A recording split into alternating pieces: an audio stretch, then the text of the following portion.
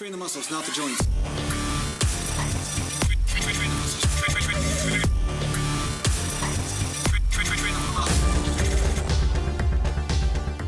Welcome back to Natural Gland Bodybuilding Mountain.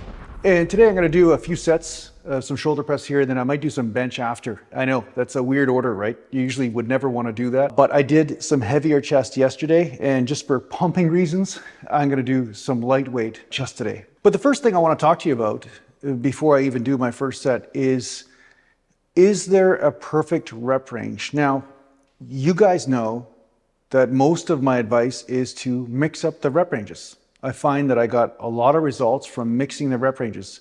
I'd have a heavier day, I'd have a lighter day, then I'd have a medium rep range day, and then maybe I'd go back to a lighter day again or a more medium day. So medium rep range would be around 10 to 15 reps. High reps would be 15 to 25, 30 reps. And I'd basically mix up the medium rep range days and the lightweight high rep days. And then once in a while, I'd throw a heavy rep range in there. But that doesn't mean that's the only way to do things. Like I just talked about in my last video, the first workout program I ever did. I highly recommend you watch that if you haven't watched it yet. But watch that. I tell some stories from my youth, but I also tell you the standard workout that gave me really great results for the first 3 years of training. And one of the things that a lot of people don't do is stick to one rep range for a period of time. Now, if you're going to do this, you obviously want to stick to a rep range that you can recover from. If you're going to do like 2 rep sets or 3 rep sets to failure, you're going to overtrain pretty quickly or injure yourself because it's just too much stimulation. It's too hard on the tissues. And at some point, something will snap or whatever. For most people, that's the way it is. But what I'm going to say is that there might be an ideal rep range, whether it's 6 rep sets, 8 rep sets, 12 rep sets, 15 rep sets, 20 rep, it could be different for each person.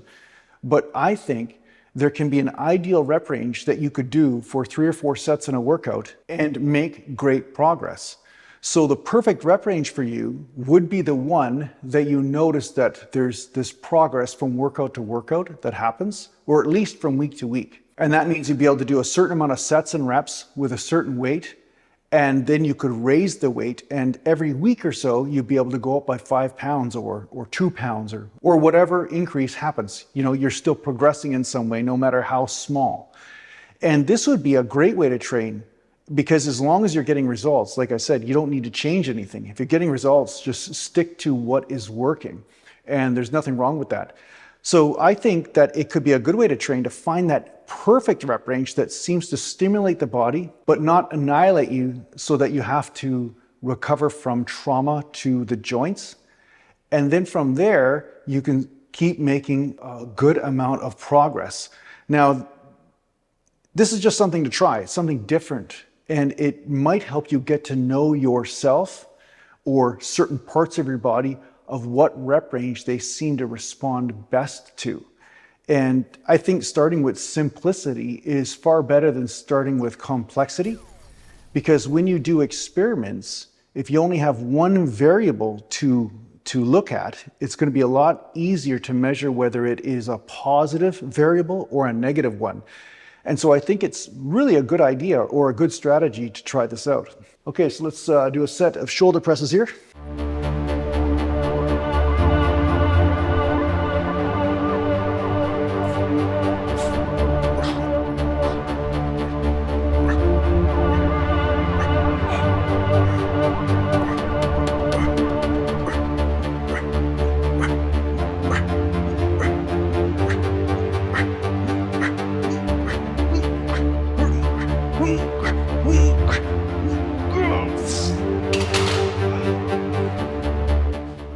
Mountain.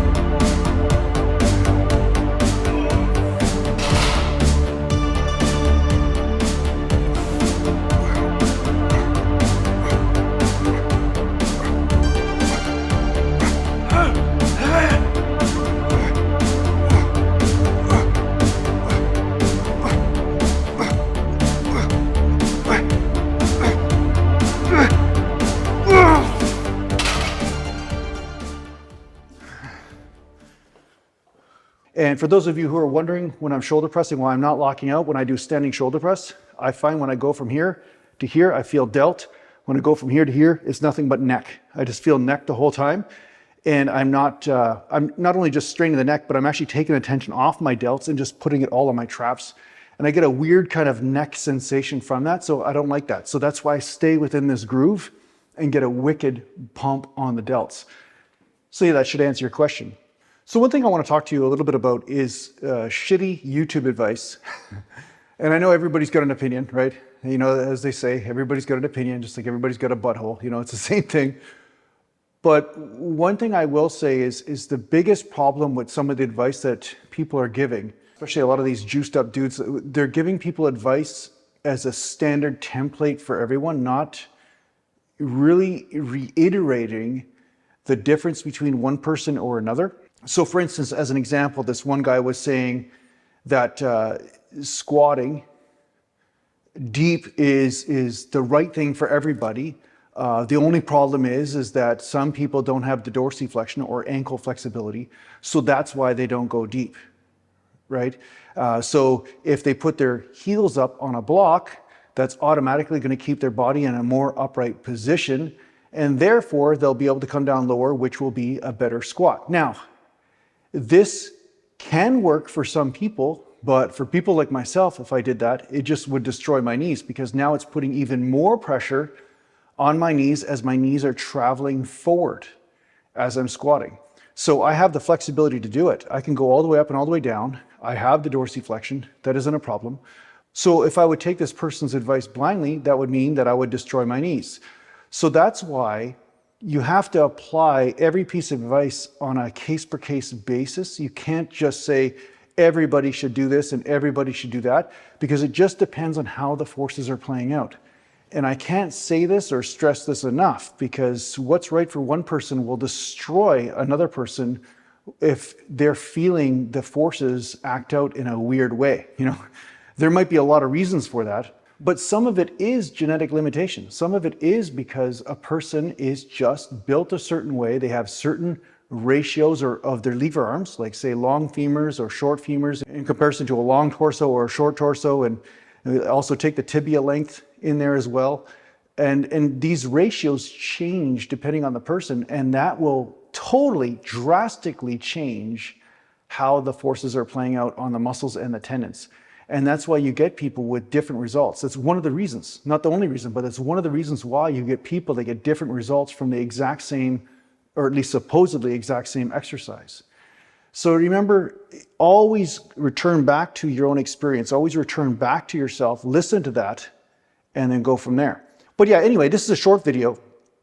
I thought I would help you understand a couple things, and then I will put up another video of me doing some bench presses and talking about some other stuff. So yeah, I hope this helps out in your training, guys. Thanks a lot for watching. If you need to get a hold of me, just go to naturalbodybuilding.com, and thanks to the Patreon supporters, and take care for now. Mountain.